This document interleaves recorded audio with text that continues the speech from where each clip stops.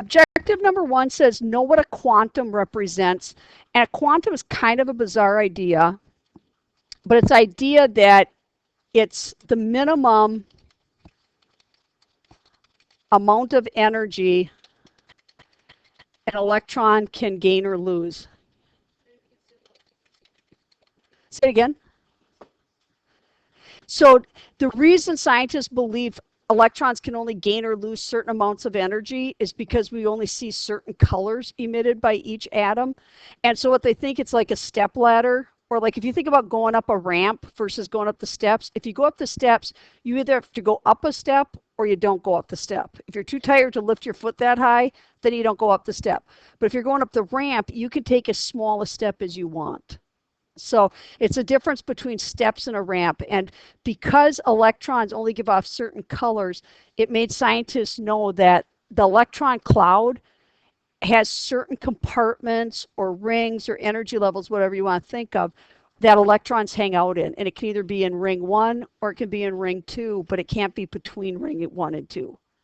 It either stays or it goes, but it doesn't hang out in between because it's a step, not a ramp. So then I'm actually going to jump to number 3 because we talk more about this in class. It says explain how or why an atom emits light. So an atom emits light when an excited electron loses energy and moves closer to the nucleus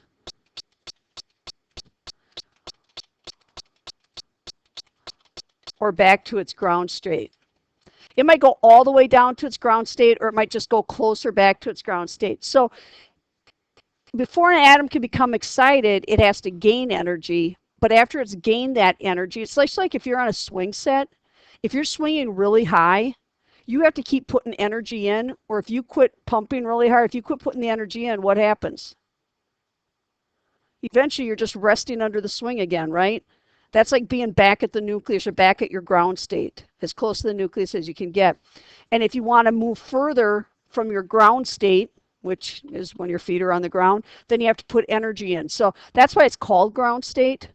It's just like we think of. If your feet are on the ground, that doesn't take much energy. If you want to be off the ground, you have to put energy in. And you have to keep putting energy in or you come back down to the ground. So electrons are no different than that. So an atom emits light when an excited electron loses the extra energy it had. I'll even add that. So it's extra energy. And then it moves closer to the nucleus or all the way back to its ground state. Okay. So that's why an atom emits light, and it can only emit certain colors because it comes down a step. It can come down 1 step, or it might drop really far and come down 2 or 3 steps, but it can't come down 2.5 steps or 1.5 steps. So you're only going to see certain colors emitted. Okay, so that's another thing we could add here. Every element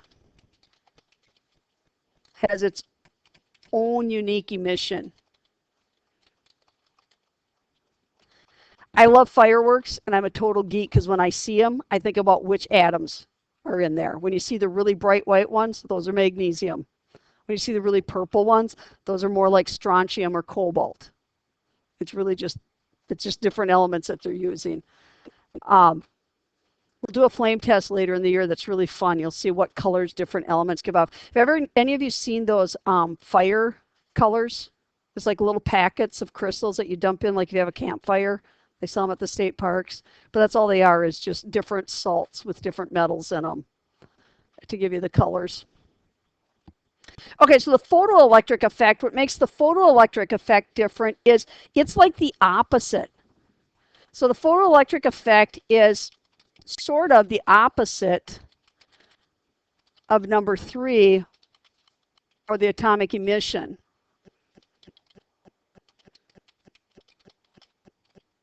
Because what I mean by that is that with the photoelectric effect, if it's the opposite, then what we mean is, what does photo mean? Picture light. Yeah, photography is using light. So it's light and electricity. So it's the idea that you use light to make electricity. Electricity is just moving electrons. So now instead of the electrons losing energy or giving off light and moving back, now you're putting light in. So the photoelectric effect is when light shines on a metal, electrons move or get excited.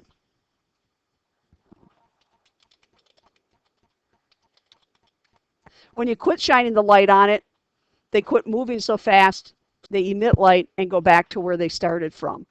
So you see how they're like opposites?